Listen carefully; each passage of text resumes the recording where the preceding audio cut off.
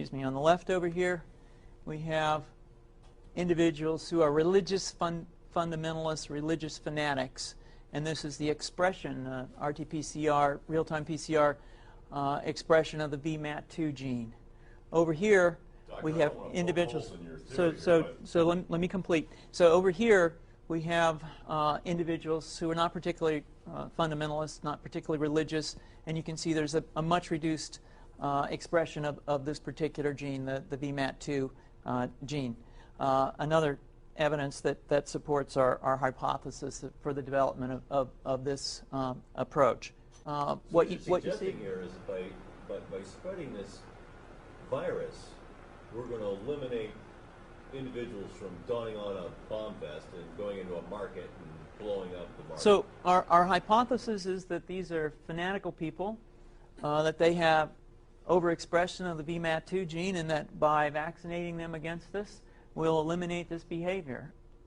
So we have some very, very remarkable data in this next slide. Here we have two brain scans. These are fMRIs. These are two different individuals with different levels of expression of VMAT2.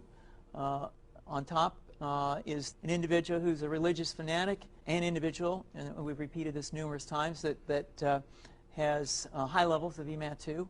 Now, this individual down here who had low levels of the VMAT2 gene, this individual would self-describe as not particularly religious. In each case, these individuals were read a religious text. This individual lit up the right middle frontal gyrus, shown here, and that's a part of the brain that's associated with theory of mind. It's a part of the brain that has to do with intents and beliefs and desires.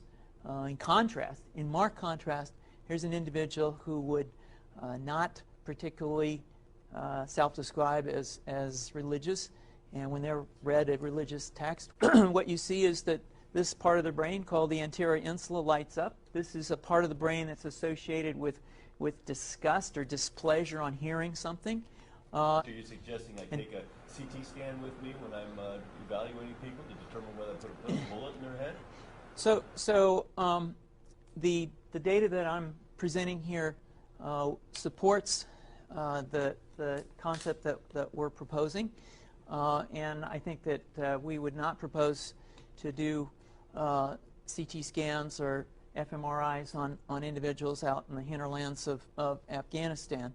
The virus would immunize against this VMAT2 gene, and that would have the effect that you see here, which is it's essentially to turn a fanatic into a normal person. And we think that will have major effects in the Middle East. How would you suggest that this is going to be dispersed, the aerosol?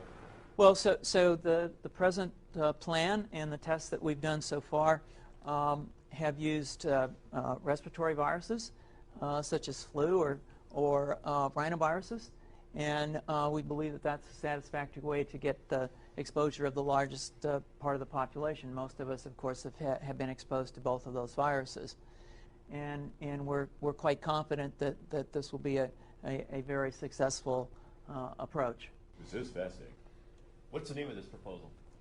Yeah, so the name of this project is FunVax, which is the vaccine for religious fundamentalism. And you have a proposal already? The proposal has just been submitted, and I think that the data that I have shown you today would support the development of this project, and we think it has great promise.